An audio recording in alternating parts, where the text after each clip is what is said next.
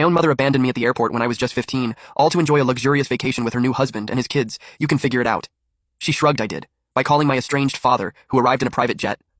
When she got back, she found my room empty and a legal notice waiting. The phone rang once, twice. Then a low voice answered. Hello, I froze, Dad! Silence. Then Rowan, my voice cracked. She left me. Where are you? JFK Terminal 4. Stay where you are. I'm sending the plane. I didn't understand what he meant. I thought he was just coming to pick me up, but he wasn't. He was sending his jet. I honestly thought I'd misheard him. Wait, what do you mean you're sending the plane? I mean exactly that, he said, calm as ever. Stay where you are. Someone will come find you. I'll see you in a few hours. Then he hung up. I sat there staring at my phone, like it might start explaining things to me. I hadn't spoken to this man in years.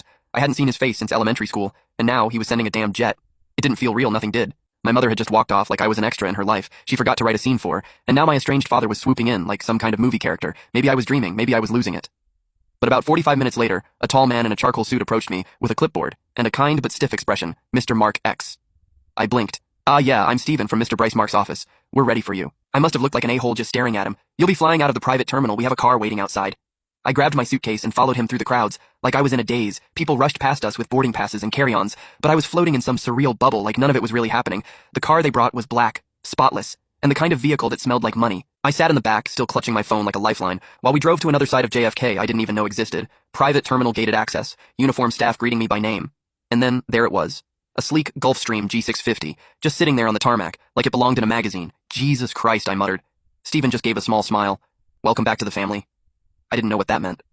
The flight was smooth, too quiet almost. I kept expecting someone to tell me there'd been a mistake, that I needed to get off, that this wasn't for me, but no one did. They served me food on actual plates, not plastic trays. The flight attendant called me Mr. Mark every time she spoke to me. By the time we landed in Aspen, the sun was low in the sky, and everything outside the window looked golden and perfect like a postcard come to life. And then I saw him, my father, standing on the tarmac in a dark coat, hands in his pockets, his hair mostly gray now but still thick. He looked older than I remembered, but not tired. He looked grounded, solid. He looked like someone who knew what he was doing. Stepped off the plane and just froze. He walked toward me slowly, and for a second neither of us said a word. Then he opened his arms. I didn't even think. I just walked into them. He held me tight, and I realized I'd forgotten what it felt like to be held like that, not just hugged, but held like someone was actually trying to keep the broken pieces from falling apart. I'm so sorry, he said into my hair. That's when I finally started crying. We didn't talk much in the car. He let me sit in silence. My head spinning, my eyes puffy. He just kept his hand on my shoulder, the whole way to his house. A quiet, gorgeous place up in the hills, with wide windows and warm lights that spilled across the snow-covered lawn.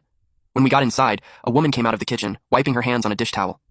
She was beautiful in that soft, understated way. No makeup, curly hair tied up in a loose bun, a smudge of flour on her sweater. She had kind eyes. You must be Rowan, she said, walking up to me gently. I'm Melissa. I nodded, awkward, hi. She smiled. Like she could tell I was holding back a storm. I made dinner. You're probably starving. And I was God, I was. I hadn't realized it until then.